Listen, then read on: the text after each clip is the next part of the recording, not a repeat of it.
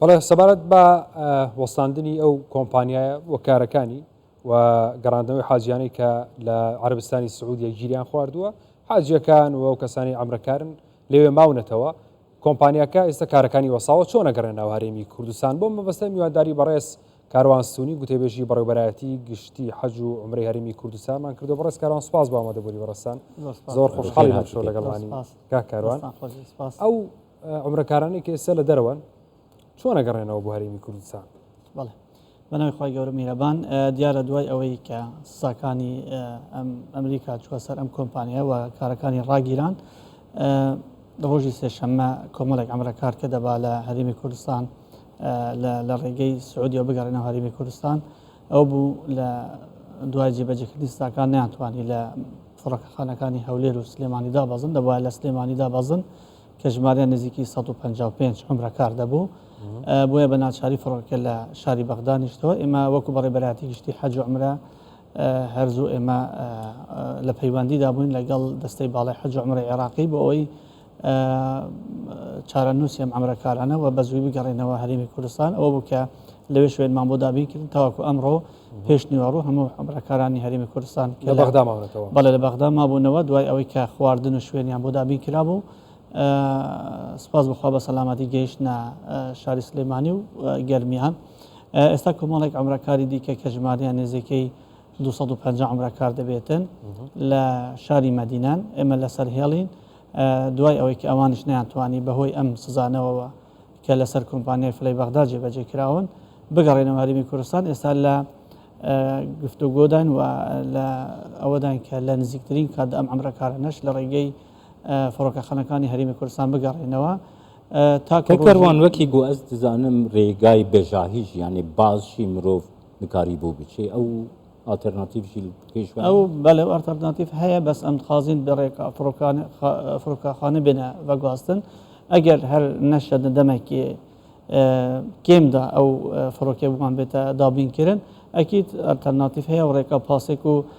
حکوومەتە هەرێما کوردستانی یعنی بە بەردەوامی کارەسەروێ شەندێک کرد و خزمەتەکە باش پێشکەشی وان کەسە بێتەکەنێت قەستا ماڵە خودێ دیکەن. سپاس بوو پشتی و هەمانگیەکە باش دیگەل دەستە باڵای حەج و عومرە عێراقی و تایبەت بەڕێبەری گشتی حەج و عومرە شێخ نیاز ڕاغب نەقشبەندی و بەردەوام هەوڵدا بوو گەل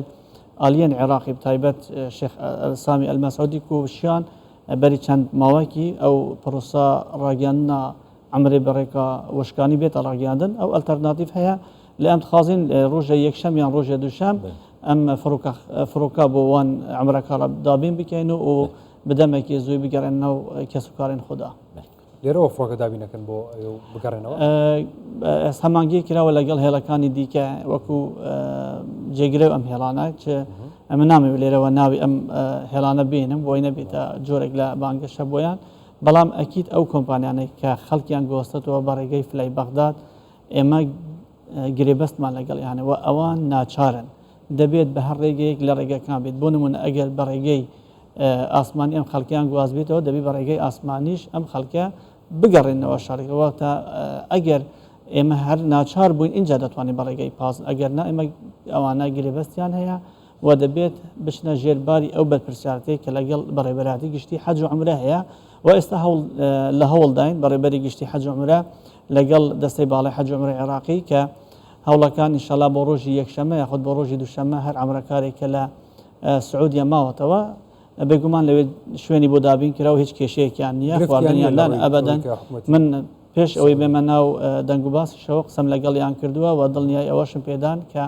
ئێمە وەکو بەڕێبەرایەتی گشتی حەج و عومرە وەزارەتی ئەوقاف حکوومەتی هەرێمی کوردستان خۆی لەم کێسە بە خاوەن دەزانێتن و هیچ کێشەیەکیان نابێتن تا بە سەلامەتی دەگەڕێنەوە. ئیتر ئەم هەفتەیە ئەو چەند خەڵکی کە بە ڕێگەی فلای بەغداد سەفەریان کردووە ئەم تاقیربوونێک دەبێتن لە مەوعیدەکانیان ئەگەرنا دواتر لەبەر ئەوەی لێرە ڕێگەیان پێ نادرێتن فلای بەغداد کار بکاتن ئەوانێتر بە ڕێگەی هێڵەکانی دیکە سەفەر دەکەن و هیچ کێشە و گرفتێکیان کەروانتە گوت دەردۆرا 205 کەسیمانە لە عربستانە سعودی ینی ئۆتێل دمێنن ت پرۆبلەمەی وانێ خوارن مان فلان هاتنە چارەسەر بەلەبەری داخلی بەرنامەی من گەلوان ئاخفتیە ئەوەن هیچ پرۆبلەمێک نییە لە ئۆتێلێدا ماینە و ڕۆژانە دەچنە باژێڕی مەدینە و مزگەوتە حرەمە مەدینە نوێژێت خۆت کەن ئەوە چەند وەکو چانسێکی جوانە چونکە نوێژ لێرە هەر نوێژێک لێرە بە هزار نوێژانە و ئەوێ لە مەکێژینە ئەکیید ئەو نوێژێک لێرە 100,000 نوێژانە یعنی تشتێک وسانینە پرۆبلەمێک نییە خارن بوان هاتیینە دابینکردن و ئوتێلی جوان هەنە بەپێی وێ و گرێبەستاک و دەگەل ئەو کۆمپانیان هەنە ئەوێن و برینە عمرەکاری ئینشاءالله دەدەمێکی نزیک دەست باوەڕم ڕۆژە یەکشەم یان ڕۆژە دووشەم ئەوێ بە سەڵامەتی بگەێنە هەرێما کوردستانی. زۆر باشە کاتەکە دیاری کراوە کە کەی بەدڵنیایەوە گەنیان جۆرێک لە تەسیق و ڕێکەوتنە بێ هەبێت بۆی کە عمرەکارانە بە ڕێژەی چەند بۆ نمونە وەجبەیەکی 100 کەسی 150 کەسی یانەوە هەرێمی کوردستان بۆ چەند ڕۆژێکی تر وەجبەیەکی ترێنەوە. خۆی ئەو فڕۆکانەی کە عمرەکاران دەگوازنەوە ینی نزیکەی 250 کەس دەگرن هەر جارێک یعنی فڕۆکەکان 250 350 لە پێی فڕۆکە دەگۆڕێت بەڵام خۆ دەزانی جاری واشە کە ئەگەر سەفەرێکی ئاسایش بیتن بەهۆی بوونی کەش و هەواوای خۆت هەر گرفتێکی تر جاری وەیە 10 ساعات 12 ساعات فڕۆکە دوا دەکەوێت ئەمە شتێکی زۆر زۆر نۆرماڵە و لە هەموو فڕۆکەخانەکانی وڵاتانیشدا هەیە بەداخەوەندێک جار لە هەرێمی کوردستان دەبین بابەتێکی وا بەلا ڕێدا دەبرێتن و قسەی زۆری بەدوادادێتن و کە ئەمە جێگەی داخە کە هیچ پەیوەندی بە پرۆسە ئەنی دواکەوتنی فڕۆکە لە هەموو وڵاتان هەیە لە هەموو شوێنێک هەیە بەڵام بەداخەوە هەندێک جار لێرە بەهۆی مزایداتەوە خەڵکێک مزایداتی پێوە دەکاتن ئێمە وەکو هەرێمی کوردستان وەکو بەڕێبەراتی گشتی حەج و عومرە وەزارەتی ئەوقاف لەم 2 ساڵ و 3 ساڵی ڕابردە کارێکی زۆر باشمان کردووە لەسەر بابەتی عمرە و ئاسانکاری زۆرمان بۆ عمرەکاران کردووە ڕێخستنێکی زۆر باش کراوە کە ئەمانە هەمووی بۆ ئەوەیە ئەمە بتوانین سەفەرێکی ئاسان بۆ ئەو خەڵکە دابین بکەن و بتوانن بە ئاسانی بتوانن عیبادەتی خۆیان بکەن پەنا بخۆ ئێستا هەوڵەکان چڕ کراونەتەوە بۆی ڕۆژێک دابین بکرێتن بۆ ئەوەی سلۆت بۆ ئەم فڕۆکانە دابین بکرێت چونکە ئەکیید ئەمە دەبێت پێویستی بە کاتە لە نێوان خۆش دەزانی ئەمڕۆ هەی نییە سبەی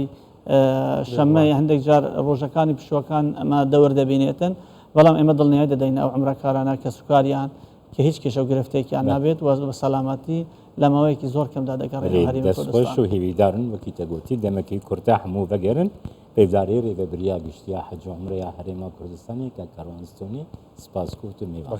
زۆر سپاس دەستان خۆش.